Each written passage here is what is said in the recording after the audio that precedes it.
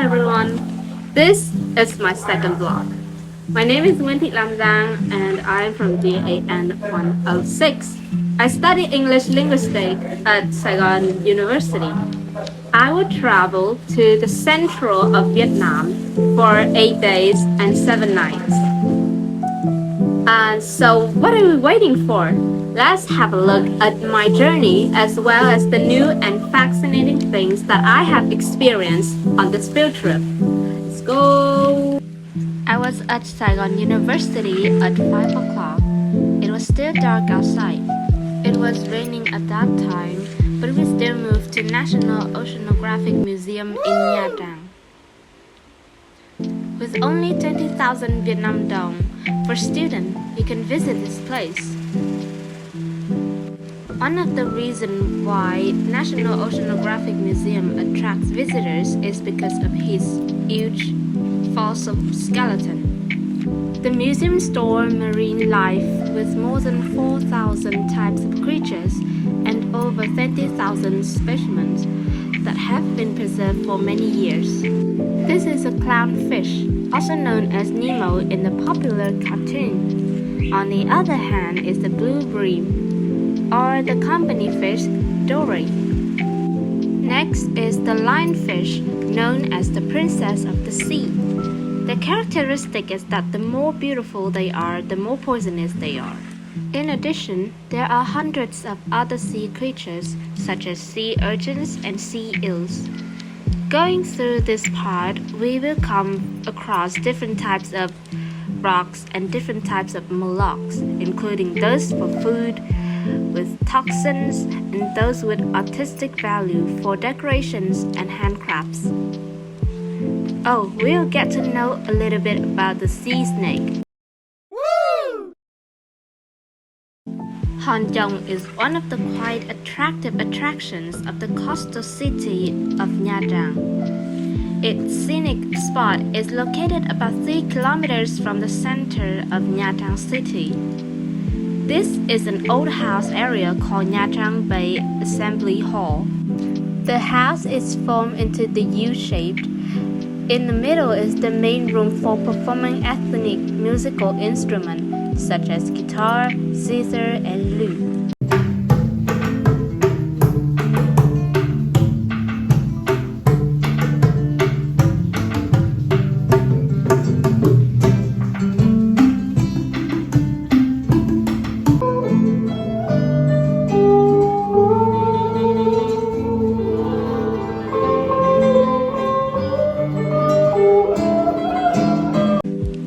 This is the path that leads to Hòn Chong. The road is steep and slippery, so you have to be careful when going down. On the other side of Hòn Chong is Cô Tiên Mountain. It attracts visitors thanks to its unique and impressive beauty, which is the result of many years of geological changes. The Hòn Chong consists of 2 enormous groups of rocks lying by the sea at the foot of La Sơn Hill, with rocks lying in disorder. The strange thing is the large rocks that have been lying on the top of each other for generations. You can see the neat imprint of the giant 5-fingered hand engraved on the stone, side-facing with the sea. According to the legend, it was the husband's hand holding onto the rock to save his wife in the storm. Woo! We had to travel by car to get to the destination. Right on the way to the Elzar, there was a herd of mountain goats up there. Thanks to its unique terrain, structural rocky beach, and deep blue sea, Elzar has gained increasing attraction from tourists in recent years. The road is made up of thousands of long steps with white and red handrails, making it both safe and beautiful to enjoy the scenery and taking photos. In the distance are majestic mountains standing in the middle of the blue sea, surrounded by beautiful white sand.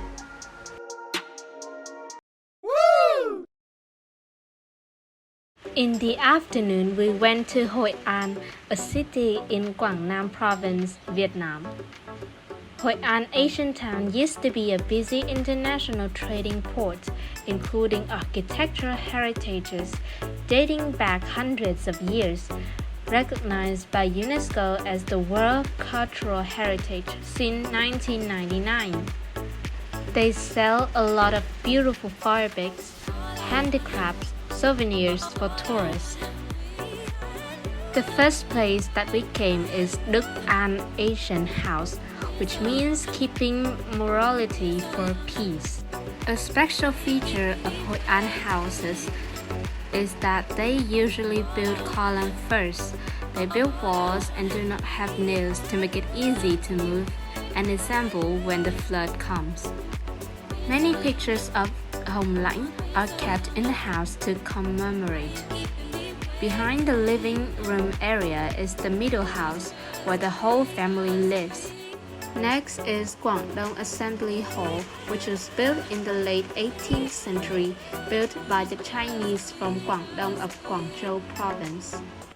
The front gate is made by stone with many carvings of two dragons on the two sides, phoenix and the unicorn at the two columns.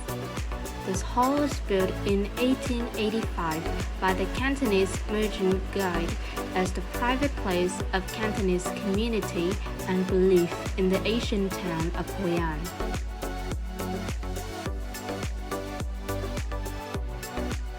And the last destination is Chùa Cầu. The bridge is 18 meters long with a roof covered with yin and yang tiles facing the Thu Bun River. The special thing is that although it was built by the Japanese, the bridge pagoda has bold Vietnamese architecture. Above the bridge, there's a small temple in the time of Bắc Đế Trấn Vũ, specializing in controlling wind, floods, and bringing joy, happiness for everyone. Hội An often have floods, so people believe and worship him. In the morning, we will visit the Marble Mountains, or in Vietnamese, Ngũ Hành Sơn, which can be translated as the Five Elements Mountains. They are named after the five elements of nature, Kim, Thủy, Mộc, Hỏa, Thổ, which means metal, water, wood, fire, and earth. To reach Marble Mountains, you will need to ascend more than a few stairs. As I go closer, I can see the vast and magnificent marble statue throughout the several rooms. Not only draws a large number of travelers who enjoy spiritual tourism, but is also a location where you can find yourself in peace. The majority of the caves have cool air, and the mossy walls and the jungle plants create an unusual atmosphere that is unmatched anywhere else. Next, Linh Ứng Pagoda, which is only 9 kilometers from city center, is presently regarded as Da Nang City's the greatest pagoda in terms of scale and architectural design. The most visible highlight of the Linh Ứng Pagoda is the Lady Buddha, the tallest statue in Vietnam with 67 meters high. We were in the car for the whole trip from Da Nang to Nha Trang, so everyone was tired and took time to rest at the hotel. At that night, I went out to interview foreign tourists to find out about their experiences in Vietnam. A few questions. Do you mind? Yeah, okay. So first, can you guys introduce yourself? What's your name and where you're from? Hello, my name is Alicia and I'm from Spain, from Madrid. I'm Victor and I'm from Spain. Yeah. So I grew up in a small town of 900 people in one of the northeastern states of the U.S. Yeah, very small town. So how long have you been to Vietnam? We've been 2 weeks and a half. It's about 10 days. Yeah, for 10 days. 10 days. We're gonna stay for like 21 days in total. So what is the next step? We leave for Ho Chi Minh City tomorrow. We'll spend 2 days there before we go to Phu Quoc. So can you tell me some typical things that makes Da Nang really a famous place for foreigners? The beach, Right. the Lady Buddha, And anything else? Golden Bridge. And how about the people? The people in Hoi An. So how do you guys feel about it? We got today, so we haven't met that much people to know, but you always seem to be happy, smiling, so it's nice for us to see everybody smiling. Yeah. People are very open-minded and very welcoming. They got a nice way to help you whenever you need it. I was pleasantly surprised in that. Honestly, it's a really nice vibe in this country for my only second time in Asia, actually. But I think it's not gonna be my last time in Vietnam. The weather's very nice. I know it's like getting closer to the winter time. It's fall, so good time to go. So I've heard, and it's been okay. It's a little humid, but good weather. People are really friendly. It's chaotic. A lot of hardworking people, I would say. Everybody's trying to sell their product. If you can list the place to another foreigners, what do you guys will recommend them to visit? Where? I think every place has its own attraction, so I would recommend to have a long time to come here. Maybe 1 week, 1 month to visit Vietnam. Or maybe more. That's a lot of things we think we have missed because we are going fast. And there's always things that we are missing, so you need to come here for at least 6 weeks, 5, yes. When did you know about Vietnam? Like from the internet, on the internet, or from the magazine? Well, the first time I heard about Vietnam, like when I was a kid, obviously, I guess, well, sadly from Hollywood movies, maybe Vietnam War is the first kind of memories you got from Vietnam. But then obviously at school and also learning the history of Vietnam and Southeast Asia. I think there is a lot of people who also went to Vietnam before me recommended like they came here because the vibe was great, the people was very welcoming, so and because it was a good food. And the last question, have you tried any Vietnamese food? Like, I have, yeah. I've been trying a lot of Vietnamese food. To be honest, couldn't remember the names because there's a little foreign for me, but yeah, a lot of really good food. Probably some of the best food I've ever had, in all honesty. So have you tried any Vietnamese food? Yeah, quite a lot. What do you try the most? We love the white rolls with the khao lao we tried in Hoi An. Khao lao with the white roll with the I think it's pork and like it dumplings.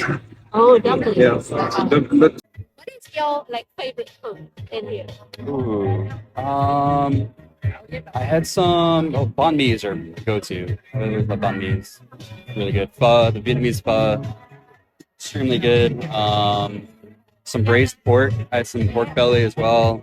Delicious. Best food I've ever had. So. So thank you so much. Thank you very much. Time for my interview. Thank you very much. Wish you good luck. Thank you. You're welcome. Have a nice night. No problem. Anything for you. before leaving Nha Trang, we visited one of the historical sites not to be missed, Nha Trang Cathedral, an ancient church with a unique Western-style structure. Its official name is the Christ the King Cathedral. It was founded in 1886 by French missionaries. The present church is a beautiful classic European-style church building in a Gothic revival style in 1928. It is a combination of uniqueness and luxury. Now say goodbye to Nha Trang and we will go to Đà Lạt. Let's go! The first place we visited was the Domaine de Marie Church.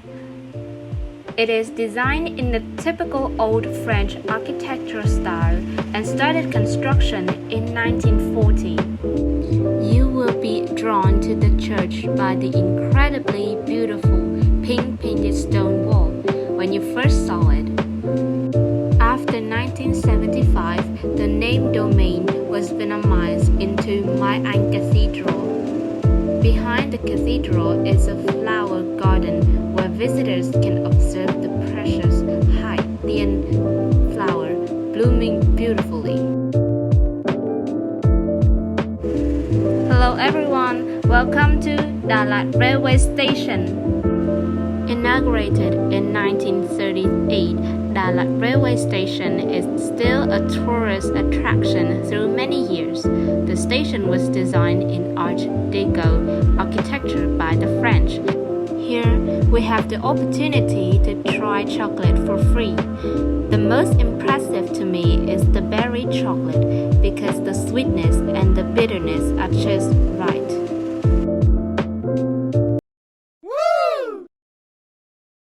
Palace 1, about 4 kilometers from the city center, is located on a windswept high hill surrounded by immense and romantic pine trees.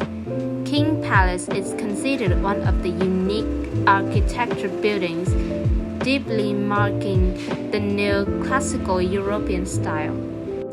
Palace 1 was built since 1940 by a French millionaire named Robert. Next, we visited Bảo Đại Summer Palace or Bảo Đại Palace 3, located on the top of the mountain and surrounded by vast pine forests. On the ground floor, this floor was used for working and the reception of foreign visitors as well as the Vietnamese leaders. When entering the place, the first room you see is the reception. On the left is the meeting room, and on the right, you will see the entertainment room of the king. On the first floor, this is the living space of Bảo Đại King, Nam Phương Queen, Bảo Long Prince, and the princesses. You can see there is a dining room and bedrooms for prince and princess. And this is probably my favorite place of the trip, Giang Mountains. To reach the peak of this mountain, people must take a customized jeep for their safety. By the time we made it to the summit, the fog was heavy and the temperature was very low. We can view the entire city of Đà Lạt at dusk from the above. In the evening, we enjoy the Gong culture of the Cơ ethnic people living at the foot of Lang Biang mountain. In the evening, they practice dancing, singing, playing gongs, and ready to serve the tourists by the campfire.